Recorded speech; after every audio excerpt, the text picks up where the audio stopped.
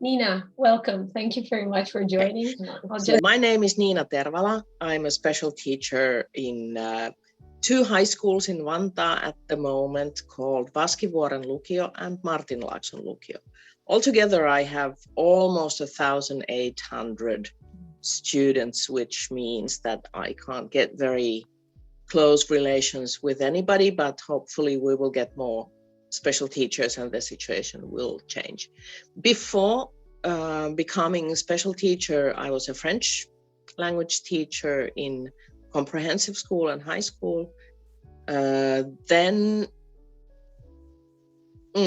I did it for over 10 years, and then I thought that maybe the grammar didn't have so much to give to me anymore. Like I had been teaching the passé composé for hundreds of times, and then I thought that I should change something. And since in the teaching world there are not so many possibilities to level up, I decided to move in a lateral way somewhere else and became special teacher in a special class in comprehensive school for classes 7, 8, and 9. And in the beginning, I was teaching kids with special language learning disabilities. And then I had a group of boys with social and emotional problems.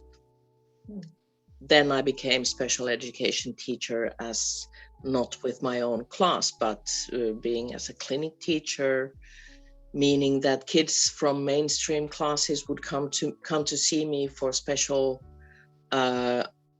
like specific hours for those subjects that they struggled in. Mostly it was Finnish, English, Swedish, and mathematics.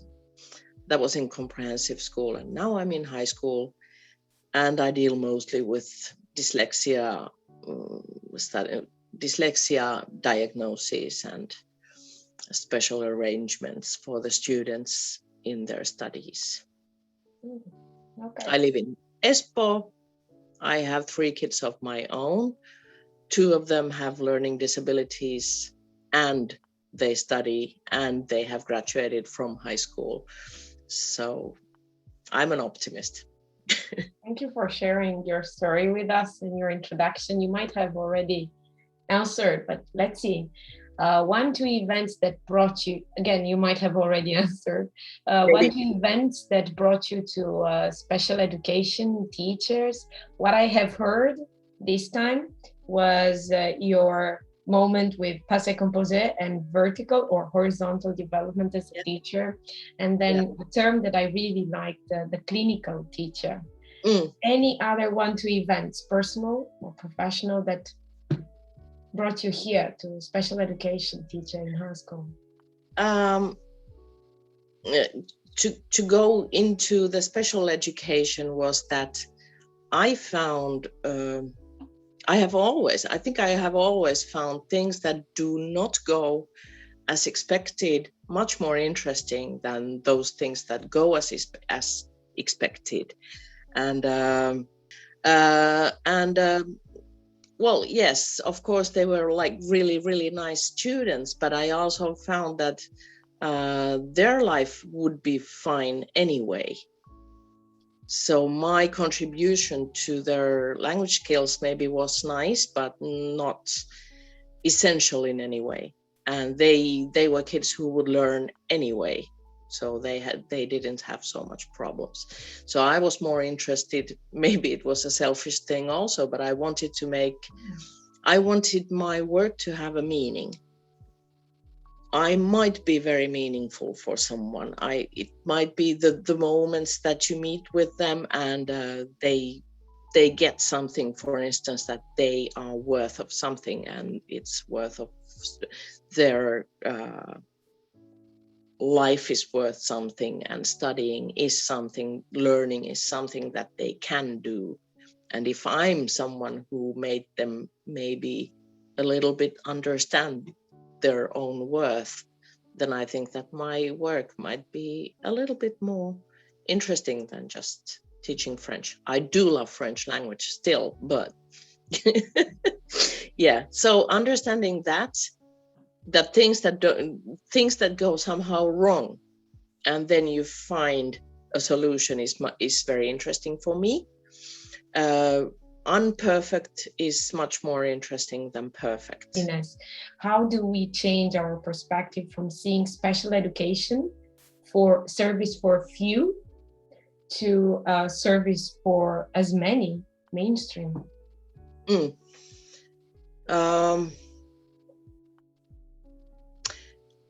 The idea that some people are normal and some people are special, I find it kind of funny, because I haven't met many people, probably no one who would be like totally normal in every aspect, and then either have I met someone who is like totally special and not normal in any way, or part of mainstream. So mostly people are very special. There's always something very special in us, and also there's something that we are just so alike, and that's why I find it's very artificial to draw the line somewhere that here you have the special people, the special needs, the ones who are slower. Yeah. So I just think that we might skip that idea of putting people in silos or boxes or behind some walls or behind doors or windows or whatever. So there are everyone is special in some way, and everyone is quite mainstream in some other way. There are people who do need much more help than others in something, and vice versa. So, and also the things in education, in learning, all the things that we do to help someone with a learning disability, for instance, dyslexia or concentration, anything that we do in order to help someone with a learning disability it helps everyone else too, or at least it does not harm in any way. So why wouldn't we give all the things that we do give for people with special needs to everybody? For instance, someone who has poor vision.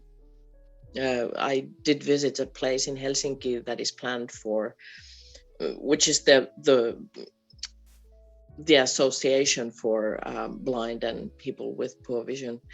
Of course, the place has been planned so that totally blind and others can move there.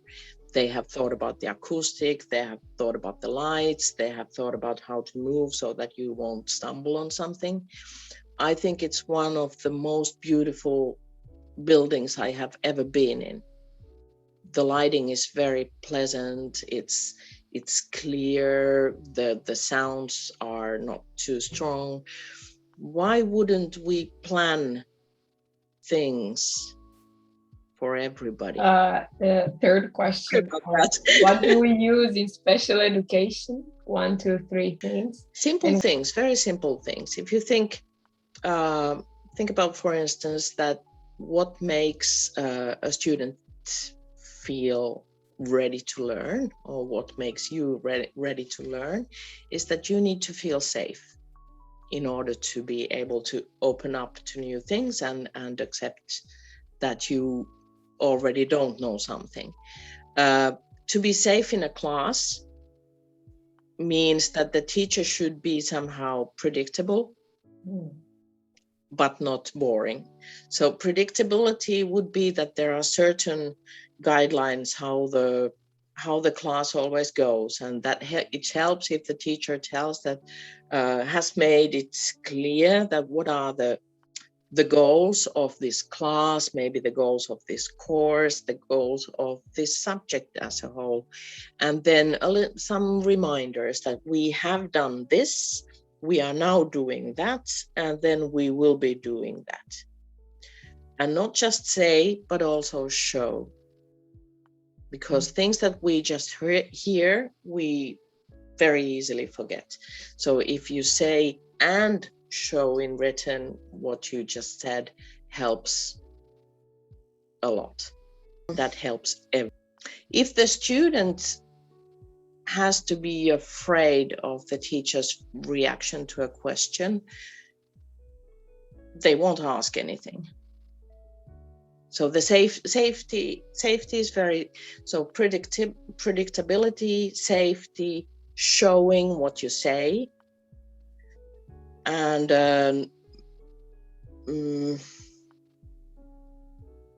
I would say also that as a teacher, when the student asks something that you as a teacher don't have the answer to, be brave enough as a teacher to say that, well, I don't know. And then not forget the question, but come back next time with the answer. And go back to that, because that builds trust. So it's safety, predictability, and trust with your example, but at least building on at least. Yeah. Last but not least, why aren't we all special? You already mentioned just a few minutes ago this. What is needed for special education to be mainstream? 1-2 steps you would like to see in the next years, so we all are special when it comes to education? There is one thing that does not cost, and that would be attitude. I mean that if you approach a student with a certain curiosity and are ready to look at the student in the eyes and listen what they are saying, one doesn't have to be professional special teacher to encounter a special student, because they are all different, since they are all special, meaning that they do have similar problems, but everybody is an individual, and the cocktail of the abilities is always a little bit different. So I think that curiosity and acceptance are the best tools to just see everybody, not just the special students or special people.